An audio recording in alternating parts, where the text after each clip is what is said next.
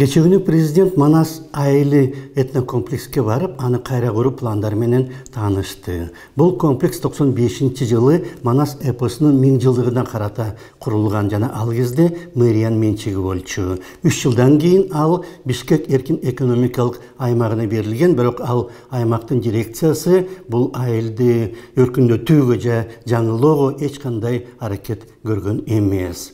Айылды реконструкциялоого Маданият министрлиги кызыктар экенин билдирген, бирок ал үчүн бул комплекс Маданият министрлигине берилиш керек болчу. Эми Ысык көл мейманканасы бузулуп, анын ордуна президенттик администрациянын жаңы имараты курула турган болгондуктан президенттин өзүнүн ага кызыкканын түшүнсө болот.